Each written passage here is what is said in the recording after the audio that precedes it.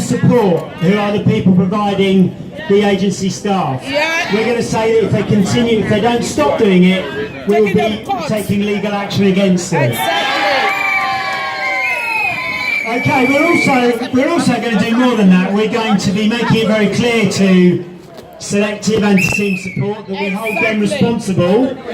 We will be protesting against them. We will be organising things that will make their lives less comfortable. And we're going to be calling on the rest of the trade union movement to make it clear that these are organisations who are making money out of breaking a strike. Now, there's a word we use for people who break a strike. It's scabbing. So we're going to expose these scabbing agencies, and we're going to make it clear that we won't make their life easy. That's one side of our dispute. The other side of our dispute is the publicity that we are getting. We have been in local papers, we've been in national papers, we've been on national television, we're getting more and more coverage. Yesterday, in a very surprising move, a newspaper called The Sun, which I'm not a big fan of, and as it's, well, basically it's never much of a supporter of trade unions or workers' rights, but they reported your dispute yesterday in their paper. I'm going to read it out to you. Okay, it's hospitals walkout. Cleaners, porters and security guards at 4 London hospitals are to stage a 7-day strike in dispute over pay. Unite members at Barts Health NHS Trust will walk out from Tuesday. It follows a 3-day stoppage last week, with more action planned in the coming weeks. The dispute involves Serco staff at Whipps Cross University, Royal London, St Bartholomew's and Mile End hospitals. Unite said the workers had seen living standards drop year on year, and they deserve a better treatment and better pay. Honestly, not bad for The Sun. It's an awful newspaper, it says some terrible things, but for once, maybe they understand that most people in Britain have had enough of austerity, of 1% pay ceilings, and maybe they understand that even their readers expect them to show a little bit of solidarity when people are fighting just to keep their heads above water. So we have got national coverage in that newspaper, and that's really important.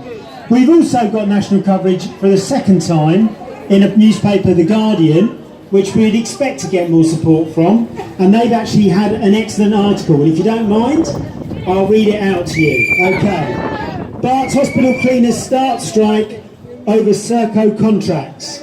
Domestic staff in London hospitals have begun a week-long strike against the private contractor Serco over low pay job cuts in what organisers say is the biggest cleaners strike in UK history.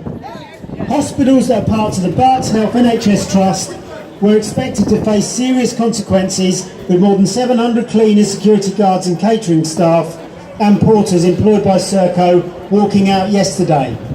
The action came after a ballot led to 99% of the workers voting to strike. Okay, this is a quote.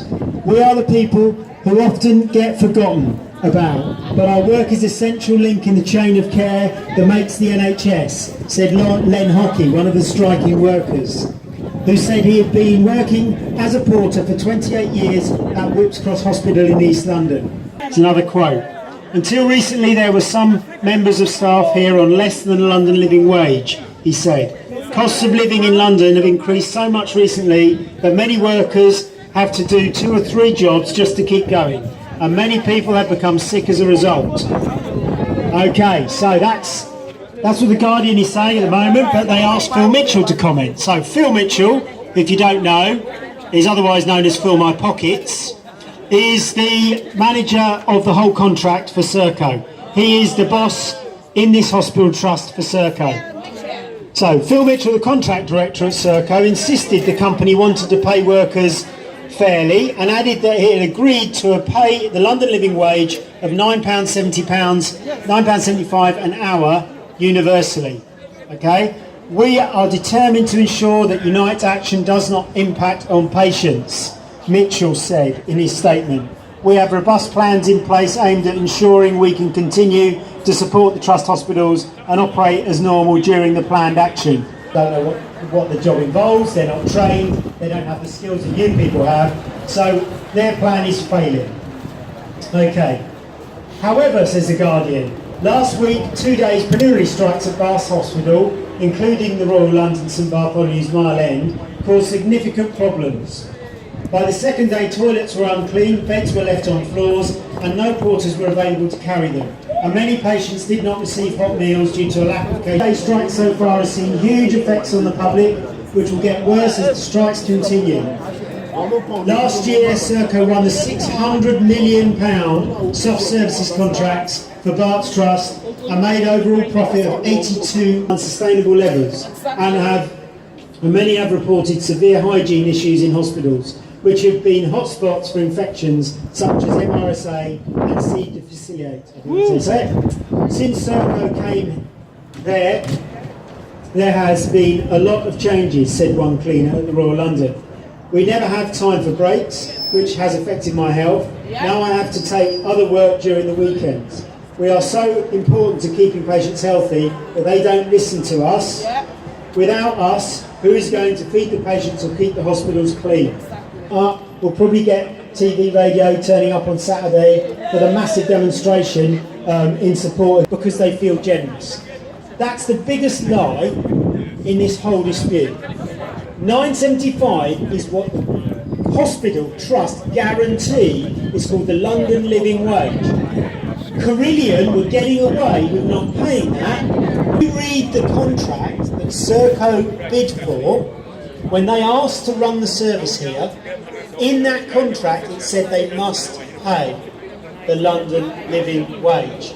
So any idea that they're doing this out of the kindness of their hearts is nonsense. In fact, it took a protest by many of you here, a campaign by all of you here, and a petition of over 600 staff to force Serco to even pay what they had promised they would pay, the London Living Wage. So the idea that they're being nice by paying this is a nonsense. It was always in the contract, they should always have done it, they got caught trying to avoid it, and now they're claiming that... I hope you get a chance to read this, tell your friends about it. We're definitely winning the propaganda war, we're getting our story out there in the national press. Yes! Their pathetic excuses are falling flat. On Saturday, we have the Shadow Chancellor. That is basically the number 2 in the Labour Party, John McDonnell. You've probably seen him on the television, you've probably heard him on the radio, you might have read about him in the papers. John McDonnell is going to be Chancellor of this country when Labour wins the next election. He is speaking at 12 o'clock on Saturday in your support. He has heard about your dispute, and he has asked if he can come and speak to you and show his solidarity and bring the support of the Labour Party. So make sure that your friends know to turn up at 12 o'clock, Turner Street, on Saturday in massive numbers. Other people will be coming from the local communities, other trade unions, from the local area. We're going to have a massive demonstration. Remind everybody... For the stand that you're taking for justice and fairness. Now, many years ago, I was a porter in a residential hospital up in Colchester, about 70 miles north of it, when I first brought in privatisation into the health service. Was a time when I come into the NHS when everybody that worked in the health service was employed by the National Health Service. One of the consequences of that privatisation, and what they laughingly refer to as soft services, some of the hardest work in the hospitals and in the health service is done by the so-called soft services. A little bit of history for you. Over 100 years ago, there was a famous lady, the Lady of the Lamp, Florence Nightingale. An unsung hero by her side was a black woman, Seacole. They brought in one of the greatest contributions to saving lives of servicemen, fundamentally, and no disrespect to our health practitioners, nurses and doctors do a marvellous job, but the fundamental of any public health is cleanliness. The ancillary staff in the health service should never be called ancillary. You are fundamental to a health service. With dirty wards, it does not matter how good the nurse is. With rotten diet, it doesn't matter how good the treatment. With dirty operating theatres, a surgeon's skill means nothing. You are the backbone of the health service in this country.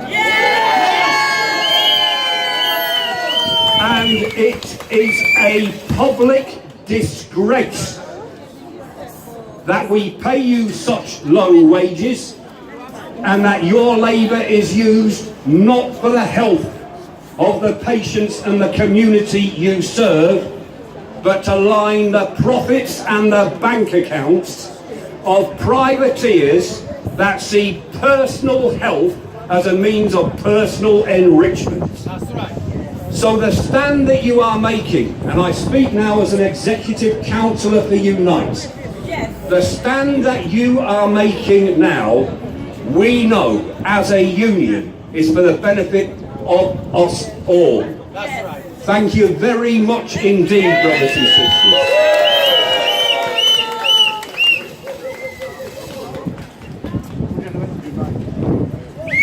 Thank you guys. Now, it looks like by